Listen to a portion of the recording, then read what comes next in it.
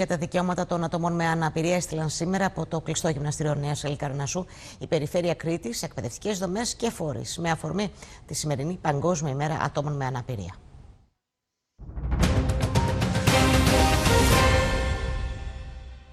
Μήνυμα σεβασμού και ευαισθητοποίησης για τα δικαιώματα των ατόμων με αναπηρία έστειλε η Περιφέρεια Κρήτης στο πλαίσιο των δράσεων αλληλεγγύης και συμπερίληψης, όπου ένωσε δυνάμεις για ακόμη μια χρονιά με τις διευθύνσεις πρωτοβάθμιας και δευτεροβάθμιας εκπαίδευσης, τις εκπαιδευτικές δομές και φορείς ΑΜΕΑ της Περιφερειακής Ενότητας Ηρακλείου. Ως εκ τούτου, με αφορμή την Παγκόσμια ημέρα ατόμων με αναπηρία, πραγματοποιήθηκε στο κλειστό γυμναστήριο Νέας Χαλικαρνασσού η γιορτή ατόμων με αναπηρία. Η μέρα ατόμων με αναπηρία εδώ στη Νέα Χαλικαρνασσού, στο κλειστό της Νέας Χαλικαρνασσού, όλα τα παιδιά συμμετέχουν σε δραστηριότητες, γιατί όλα τα παιδιά πρέπει να είναι ισότιμα, να είναι στις δράσεις συμπερίληψης, αλληλεγγύης, και μέσα από την προσπάθεια που καταβάλαμε ως Περιφέρεια Κρήτης, μαζί με τους γονείς, μαζί με τους δασκάλους, να μπορούμε τα παιδιά να απολαμβάνουν ό,τι έχει ένα παιδί το οποίο είναι υγιής.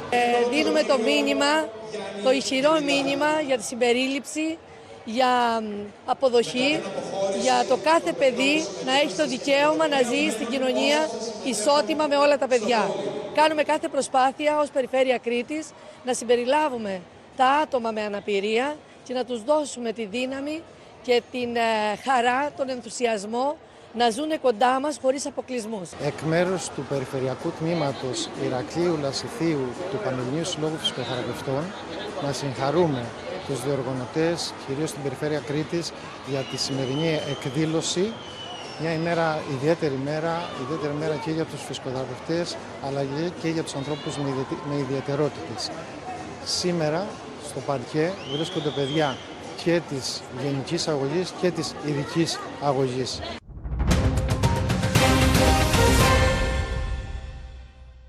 Κεντρικός στόχος της εκδήλωσης ήταν η ανάδειξη των ικανοτήτων, των ταλέντων και της δημιουργικής έκφρασης των μαθητών και μαθητριών με αναπηρία, ενισχύοντας το αίσθημα συμμετοχής και στηρίζοντας την αρχή της ισότητας και της συμπερίληψης τόσο στο σχολείο όσο και στην κοινωνία. Νομίζω ότι είναι